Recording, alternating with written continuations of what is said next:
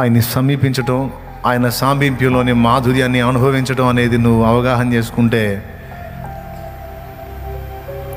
సూర్యోదయం కోసమే నేను వేచి ఉన్నాను యేసయ్యా, నీ సన్నిధి కోసం, నీ సహవాసం కోసం నేను ఎదురు చూస్తున్నాను.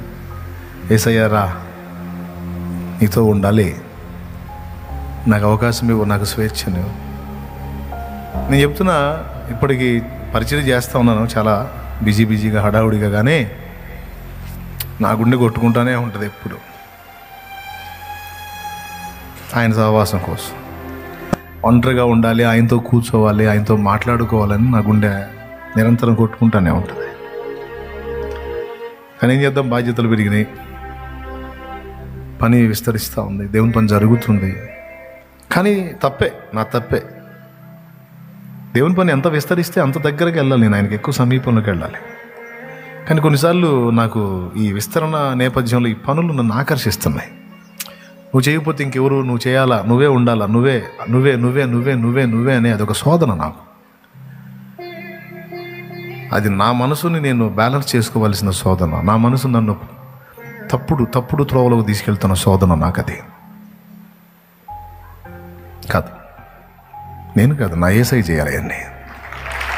ఆయన చేయాలా, ఆయన కదిలి ఆయన చేసి ఆయన సక్సెస్ చేయాలా. నేను అవన్నీ జరగాలంటే నేను ఆయన పాదాల దగ్గర ఉండాలి. అదే నా ఏడుపు, నా కన్నీళ్ళు. అప్పుడు ఇవి కాదు, ఇంకా ఇంకా పెద్ద పెద్ద పనులు, ఇంకా ఎంత పెద్ద పనులైనా ఆయన ఒక చిటికలో అన్నీ చక్కదిద్దుతాడు.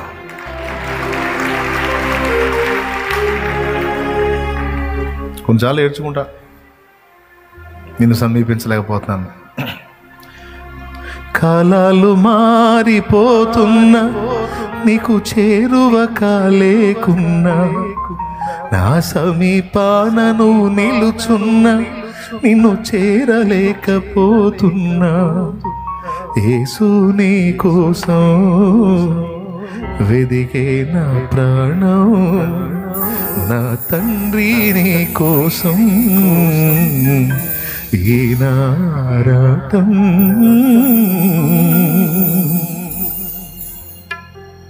నా హృదయ వాంఛ నా దేవుడు తీర్చునుగాక. ఇంతకాదు, ఇంకా ఇంత పనైనా సరే నా దృష్టి ఆయన పాదాలకెళ్ళి ఆయనకెళ్ళే ఉండునుగాక. మరి మీ దృష్టి, మా దృష్టి కూడా అంతే అనరా? మరి అంతేనా? తొలకరి కోసం భూతలమంతా ఆశతో చూచినట్లు, నీదు స్పర్శకై నా మనసు మిగులాశతో ఉన్నది. తొలకరి కోసం భూతలమంతా ఆశతో చూచినట్లు, నీదు స్పర్శకై నా మనసు మిగులాశతో ఉన్నది. నా వేదనను బలికాంది, నీపై ఆశ బ్రతికించింది. నా వేదనను నీపై ఆశ బ్రతికించింది. నీవే దుఃఖుంటే నన్ను చేరకుంటే, నీవే చేరకుంటే నన్ను చేరదీయకుంటే, కడువేదనతో ఉంటాను, కథలా ముగిసిపోతాను. కడువేదనతో ఉంటాను, కథలా ముగిసిపోతాను. యేసు నీ కోసం వెదికే నా ప్రాణం, నా తండ్రి నీ కోసం ఈ నారాటం. కాలాలు మారిపోతున్నా, నీకు చేరువ కాలేకున్నా, నా సమీపానను నిలుచున్నా, నిన్ను చేరలేకపోతున్నా. కాలాలు మారిపోతున్నా, నీకు చేరువ కాలేకున్నా, నా సమీపానను నిలుచున్నా, నిన్ను చేరలేకపోతున్నా. యేసు నీ కోసం వెదికే నా ప్రాణం, నా తండ్రి నీ కోసం ఈ నారాటం.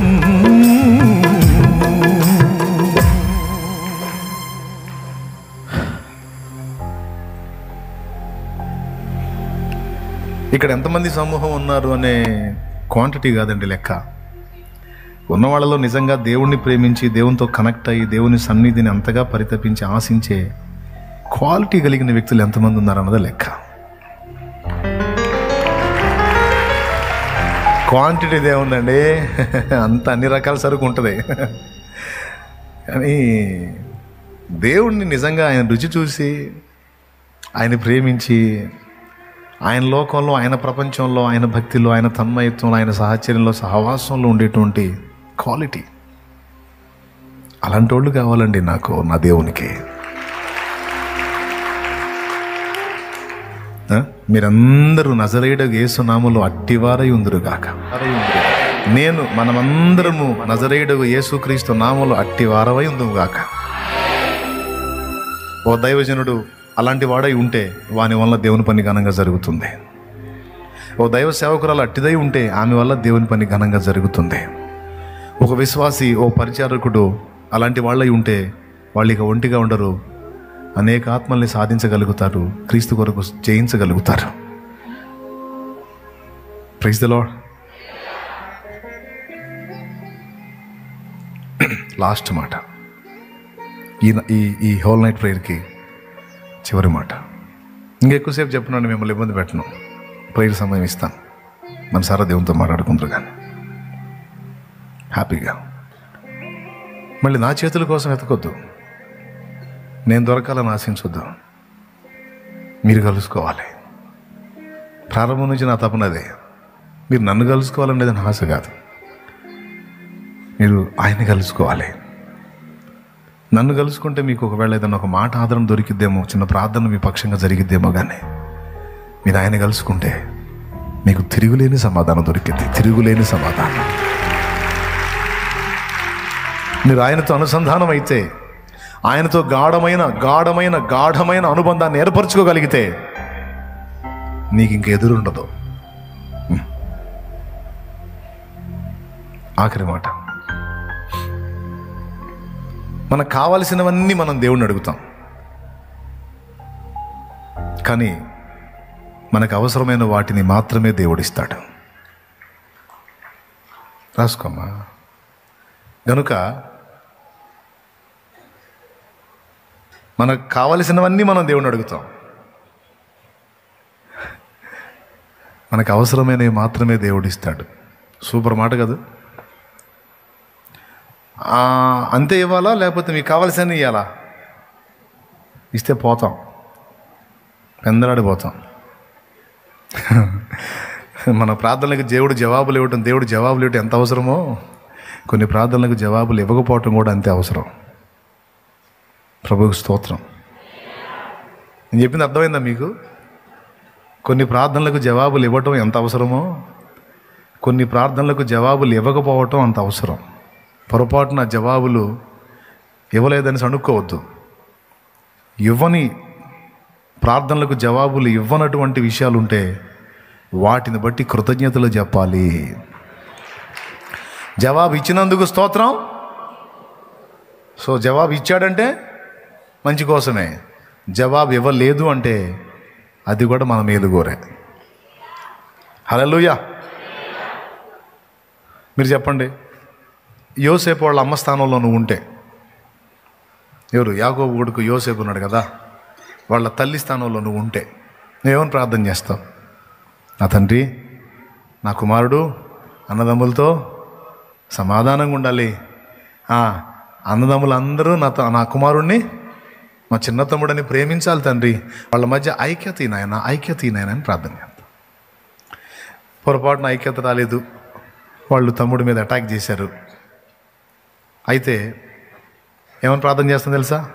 సరే వాళ్ళ మధ్య ఐక్యత చెడింది, కానీ వాడిని మాత్రం వాళ్ళు కీడు తలపెట్టకుండా చూసుకోయా అని ప్రార్థన చేస్తాం. సరే కీడు తలపెడితే తలపెట్టారు, ఐగుప్తుకు మాత్రం అమ్మకుండా చూసుకోయా అని ప్రార్థన చేస్తాం. ఐగుప్తుకు అమ్మితే అమ్మారు, అక్కడన్నా నా బిడ్డని సుఖంగా ఉండేటట్టు చేయ, పోతిఫేరో భార్య కన్నేయకుండా చూడే అని ప్రార్థన చేస్తాం. కన్ను వేస్తే వేసింది, కానీ నా బిడ్డ చెరసాల పాలు కాకుండా చూడయ్యా అని చేస్తాం ప్రార్థన. దేవునికి స్తోత్రం. నాయన ఒకవేళ చెరసాల పాలైతే ఆ బిడ్డ ఆ చెరసాల నుంచి కనానుకు రావాలయ్యా, చెరసాల నుంచి ఆడికి రావాలయ్యా, ఇంటికి రావాలయ్యా, ఇంటికి రావాలయ్యా అని ప్రార్థన చేస్తాం. ఖచ్చితంగా నువ్వు యోసేపు తల్లివైతే ఈ ప్రార్థన చేస్తావు చేయవా? ఏ ప్రార్థన చేస్తావు? లేకపోతే అయ్యా నా అబ్బాయికి వాళ్ళ అన్నోళ్ళతో తగాద రావద్దండి, వాళ్ళు ఈయన తన్ని ఐగుప్తుకి అమ్మాలని ఆయన, నీకు స్తోత్రం ప్రభా, తప్పకుండా చేయి తండ్రి, నీ దయ తండ్రి, నా బిడ్డ బానిసగా 20 తులాలు వెండికి అమ్మా తండ్రి అంటావా? అంటావా? అక్కడ యజమానురాలు కన్నేయాలి తండ్రి, నా బిడ్డను ఒక్కసారి చూడు నాయన అంటావా? కన్నేసి వాడిని తల ఒక తన్ను తన్ని జైలు పాలు చేయి నాయన స్తోత్రం అంటావా? ఎవరు అంటారండి అట్లా? కానీ ఏం జరిగిందో మీకు తెలుసు. ఒకవేళ పోతీఫెరా ఇంట్లో యోసేపు ఆ శోధనను ఎదుర్కోపోతే లైఫ్ లాంగ్ అక్కడ బానిసల మీద నాయకుడిగా ఉండేవాడు, అంతేగాని ఇంకేమయ్యేవాడు? ఎంతమంది ఉన్నారు లైన్లో? అవునా? నీ ప్రార్థన విని పోతీఫెరా ఇంటోనన్నా స్థిరపరచయ్యా నా బిడ్డని అంటే బానిసల మీద నాయకుడే పెద్ద బానిసగా ఉండేవాడు తప్ప ఐగుప్తుకి ఏలిక అయ్యేవాడా? ఏలిక అంటే తెలుసా మీకు? ఎలుక అనుకున్నారు, ఎలుక కాదు. ఏలిక అంటే పాలించువాడు. ఫరో ఏమన్నాడు? యోసేపు ఐగుప్తు మొత్తానికి నేను ఫరో, నాకు నా ఇంటి వాళ్ళకు కూడా నువ్వు ఫరో అన్నాడు. నీ మాట లేక ఎవడు తన చెయ్యి కానీ కాలు కానీ ఆడించడానికి లేదన్నాడు. రాజుకే రాజు. అదే మన ప్రార్థన. దేవుడు జవాబిస్తే ఆమేన్ అన్నాడు అనుకో. ఏ ప్రార్థనకి? పోతీఫెరా ఇంట్లోనే నా బిడ్డ ఉండాలి నాయన, అక్కడన్నా వాడు సుఖంగా ఉండేటట్టు చూడుతండి అంటే అక్కడ హ్యాపీగా ఉండేవాడు, అంతవరకే. బానిస మీద పెద్ద బానిసగా, కానీ ఏలికగా మారేవాడు కాదు. ఇప్పుడు చెప్పండి, ఒకవేళ యోసేపు తల్లి ప్లేస్లో, అంటే వాళ్ళమ్మ లేదే పాపం చనిపోయింది, ఒకవేళ ఆమె ఉండి ఆ తల్లి ప్లేస్ నువ్వే అయితే నువ్వు ఖచ్చితంగా ఈ ప్రార్థనలు చేస్తావు. అప్పుడు యోసేపుని ఇంకొక షేడ్లో చూడాల్సి వచ్చేది మనం. అవునా? ఒకవేళ యోసేపు తండ్రి యాకోబు ప్లేస్లో నువ్వు ఉంటే ఖచ్చితంగా ఈ ప్రార్థనలు చేస్తావుగా? చెప్పవా? చేయత్తవే? అవునన్నా, అంతే చేస్తాను. చివరి క్లైమాక్స్ ఏందో నువ్వు ఊహించు. మరి పెద్ద బానిసగా అక్కడ ఆగిపోయేవాడు. అవునా? కానీ దేవుడు నాయకత్వం నడిపింపు చూడు. శ్రమలో కొలిమిలో గుండా తీసుకెళ్ళి రూట్ అసలు ఎక్కడి నుంచి అక్కడికి వేసాడో చూడు. కనాను నుంచి ఐగుప్తుకి వేసాడు రూటు, అక్కడి నుంచి పోతీఫెరా ఇంటికి వేసాడు, అక్కడి నుంచి జైలుకి వేసాడు, జైలు నుంచి ఫరో ఆస్థానానికి వేసాడు, ఆస్థానం నుంచి సింహాసనానికి వేసాడు. ఎక్కడెక్కడ లింకులు ఉన్నాయో మనకు తెలియదు. మనం ఒకటే అడుగుతాం, నాకు ఇది కావాలి, నాకు అది కావాలి, నాకు అలా చేయి, నాకు ఇలా చేయి, నాకు కావాలి కావాలి కావాలి, నేను అడిగినవన్నీ రావాలి ప్రభువా, కావాలి కావాలి, కోరినవన్నీ కావాలి, నువ్వు ఇవ్వకుండా నేను ఉండలేనయ్యా,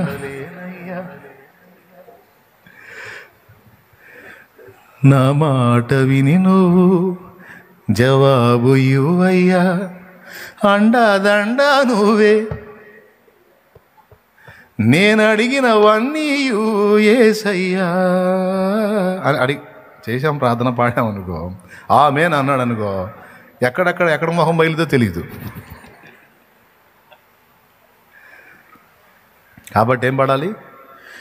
నా క్షేమాధారము నువ్వే ఈ జగతిలో, ఆక్షేపణ చెయ్యను నేను ఏ కొరతలు, నా క్షేమాధారము నువ్వే ఈ జగతిలో, ఆక్షేపణ చెయ్యను నేను ఏ కొరతలు, కలతలలో నేను కలవరపడనయ్యా, నీ తలపులలో నేనున్నా అంతే చాలయ్యా, కలతలలో నేనున్నా కలవరపడనయ్యా, నీ తలపులలో నేనున్నా అంతే చాలయ్యా, నువ్వు లేకుండా నేనుండలేనయ్యా, నీ తోడు లేకుండా జీవించలేనయ్యా, అండాదండా నువ్వే యేసయ్యా.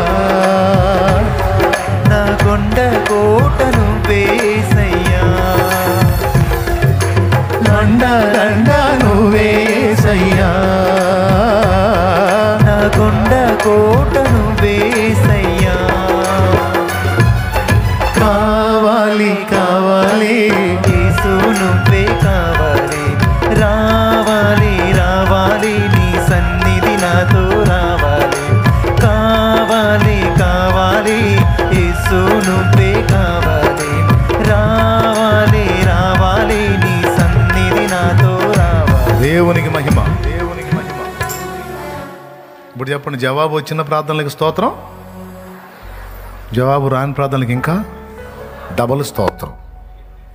ఎందుకంటే దేవన్నా నాకు ఈ ప్రార్థనకి జవాబు రాలేదంటే మొత్తానికి ఏదో నా మొహం పగిలే అవకాశం ఉంది, దాని నుంచి నన్ను కాపాడినందుకు నీకు స్తోత్రం. నా దృష్టికి మంచిగానే అనిపిస్తుంది, అది ఉంటే బాగుండి అనిపిస్తుంది, కానీ దాని వెనుక లాభ నష్టాలు నాకు తెలియదు. కాబట్టి జవాబు ఇచ్చిన ప్రార్థనల కొరకు స్తోత్రం, ఇవ్వని వాటి కొరకు కూడా. ఎందుకంటే నా మంచి కోరే వాళ్ళలో నీకంటే ఎక్కువ ఎవ్వరు లేరు తండ్రి. నా క్షేమాధారము నువ్వే, ఆక్షేపణ చెయ్యను నేను ఏ కొరతలు. ఏ కొరత అన్నారా నేను విమర్శించను. కలతలలో నేనున్నా, కలవరపడ్డాను. నీ తలపులలో ఉన్నాను చూడు, అది చాలు నాకు. నీ ఆలోచనలో ఉన్నాను కదా నేను, నువ్వు నన్ను గమనిస్తున్నావు, నా లైఫ్ని గమనిస్తున్నావు, ఇంకా నాకెందుకు టెన్షన్, నువ్వే చూసుకుంటావు. క్రైస్తలాడు.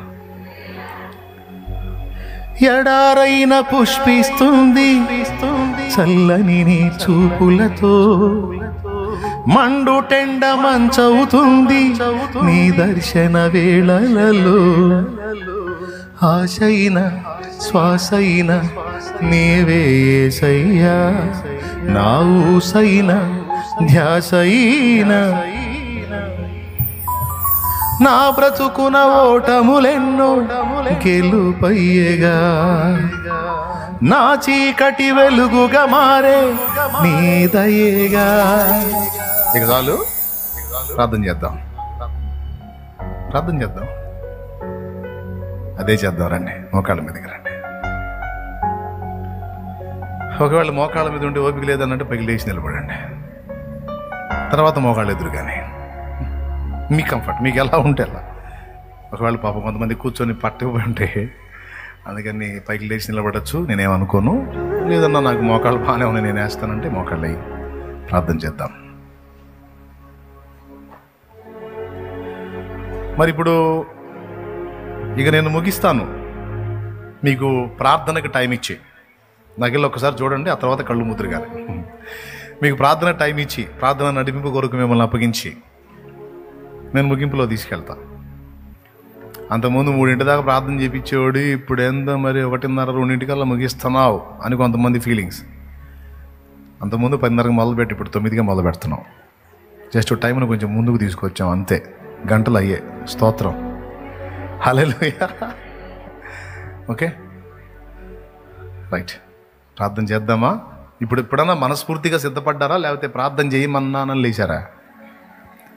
ఇక అది మీ ఫీలింగ్, మీకు ఎలా ఉందో, మీకు చేయాలనిపిస్తుందో లేదో. మరి ఈ రాత్రి మేల్కొని నువ్వు చేసే ప్రార్థనకు జవాబు ఉంది, ఖచ్చితంగా సీరియస్గా తీసుకుంటాడన్న నమ్మకం ఉందా? ఎంతమందికి ఉందా? ఎలారా? డౌట్ లేదా? రైట్, ప్రార్థన చేయి. నువ్వు మారు మనసు పొంది బాప్తీసం పొందని మొత్తుకోవటం కూడా పక్కన పెట్టా నేను. ఎందుకంటే అననీయ నాకు ఒక ఐడియా చెప్పాడు. అననీయ బైబిల్లో, అననీయ 22 అపోస్తల కార్యాలు 22లో, సౌలా సహోదరా ఇక తడవు చేయట ఎందుకు, ప్రభువు నామమున ప్రార్థన చేసి బాప్తీసం పొంది పాపాలు కడిగేసుకో అన్నాడు. ఒక వ్యక్తి నిజంగా సరిగ్గా ప్రార్థనలో దేవునికి కనెక్ట్ అయితే ఆ వ్యక్తి బాప్తీసం అందకుండా ఎవ్వడు ఆపలేడు. నువ్వు వద్దురా నాయన, ఇప్పుడు వద్దురా అన్న ఆగడు, వచ్చి నాకు బాప్తీసం ఇస్తావు సత్తా అని కూర్చుంటాడు. కాబట్టి ప్రార్థన చేయండి, నా దేవుడే నీతో మాట్లాడతాడు. మారు మనసు రక్షణ కూడా నువ్వే సిద్ధపడతావు. అందుకే మిమ్మల్ని ప్రార్థనలో దేవుని కనెక్ట్ చేస్తే ఏమేం చేయాలో, నీ చేత ఏమేం చేయించుకోవాలో ఆయన చూసుకుంటాడు. పద్దాకలు నేను పొందు పొందు పొందు ఏంటిది, మారు మనసు పొందు, బాప్తీసం పొందు పొందండి సబ్బో అని నువ్వు వేసి ఒక సింధు ఎందుకు నాకు? కాబట్టి చేయి, ప్రార్థన చేయి. దేవా ఈరోజు నాతో మాట్లాడినందుకు నీకు వందనాలు. నిజంగా దేవుడు నీతో మాట్లాడేది అనుభూతి నీకు కలిగితే, అవసరమైన విషయాల్లో నేను దేవుడు సంధిస్తే, నీకు ఆ స్పర్శ కలిగితే దేవుని కృతజ్ఞతలు చెప్పు, థ్యాంక్స్ చెప్పు.